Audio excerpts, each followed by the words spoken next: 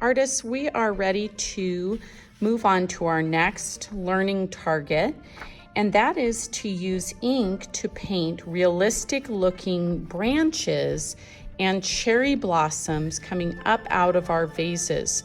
Our process is going to be inspired by a beautiful and traditional art form called Chinese brush painting. We're going to be using a few traditional materials, and so I wanted to point these out. One you'll see here is a well with a stick. This stick is called an ink stick, and traditionally there is water put in this well, and the ink stick is ground to make ink.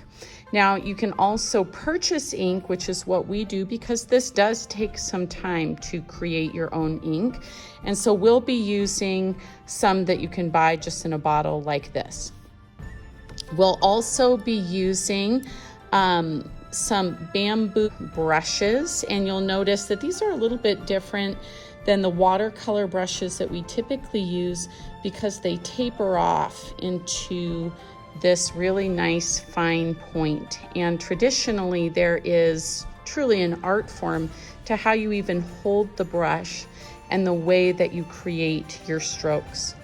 We'll also have the opportunity to practice a bit on this special paper called rice paper. You can see it's very lightweight and translucent, and it's often used as the paper for Chinese brush painting or calligraphy. So let's get started.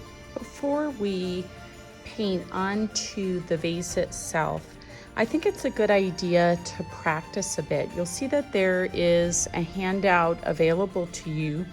And before you jump in, I'd like you to notice how these branches tend to look. You'll notice they're thicker the closer they are to the trunk of the tree, and they taper out. You'll notice that there are these offshoots that come off of that main branch and some smaller little twigs that also taper to a point. I'm going to practice a moment here on my paper to get a sense of that. Do be careful with the ink. It does stain your clothes, it can stain the table and your skin. And so I would suggest as you start that you do put your brush tip along the side to have that extra ink go back into our little containers. I also think that it's helpful when you start that you put a little bit more pressure on your brush and then lighten the pressure as you go out, and you get a nice point at the end. Then you can go back, reload, and maybe I want to try and do one of those secondary branches or twigs, kind of putting pressure and getting lighter toward the tip. And then maybe I'll add some of those thin little branches coming off of there. And you'll notice that with these special brushes, you can get incredibly thin little twigs. So go ahead and practice here on your paper. Before we start to paint our branches coming out of the vase, I want to point out just a couple of mistakes I've seen students make in the past so you can avoid them. One of the things I've seen is for students to take their vase and to start kind of at the very top of the vase. You might see right here, and I want to show you why this doesn't end up looking realistic. So they might have their branch come out like here. And I want you to notice what looks wrong with this. When the branch does not go inside that ellipse or the top, it gives the appearance that the vase is actually sitting in front or overlapping the branch which is set behind. And that's not what we want. We want it to look like the branch is actually coming out. The other thing that I've seen is students going too far into the front of their vase. And so that might look something like this. Coming out over here. And you can see again, it doesn't look correct. It looks like the branch is kind of hovering in front of the vase. So we really want to avoid both of those. What we're aiming for is for the branch to begin right here at the front of the opening. So I'm going to go right here to the front, and I'm going to paint a branch coming out. And you can see now it actually looks like it's coming up out of the vase, which is the kind of realism that we are aiming for with this project. Now that you have practiced how to do branches and talked about their correct placement, we are going to paint probably 2 to 3 branches coming out of the vase and nearly to the top. You should consider that you want eventually the flowers to kind of fill this area.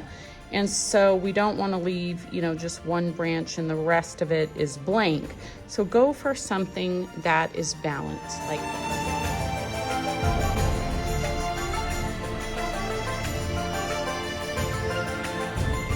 Artists, our next step is to add these beautiful cherry blossoms to our branches. And these traditionally come out in the spring, and they are like a tree-sized flower bouquet. They are just gorgeous. Cherry blossoms are often featured in Asian-inspired art. So let's take a moment to just notice the structure of these petals. You can see that they have 5 petals that make the flower. You can see that they can also be looked at from the side or from above, or just a single bud that hasn't blossomed yet. Before you move on to the project, I'd like you to actually try on a piece of practice paper double dipping, and there are a variety of different colors to choose from, and I really like the double dipping process because you do get some variety to your colors, which is more true to real life.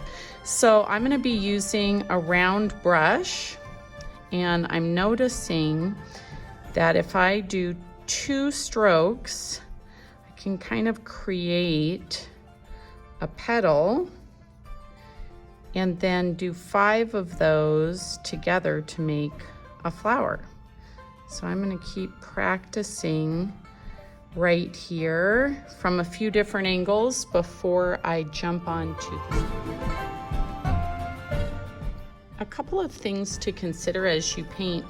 I did notice as I was painting these that you can actually just use the brush itself as a single petal, kind of pulling that to make the petal shape. So that might be an option for you to try. The other thing to consider is the location of where the little buds are. They tend to be toward the tips of the branches. You can see those here, and they haven't quite blossomed, where the ones that are more toward the base of the branch typically are more mature and open. So I'm going to add some beautiful blossoms to my branches.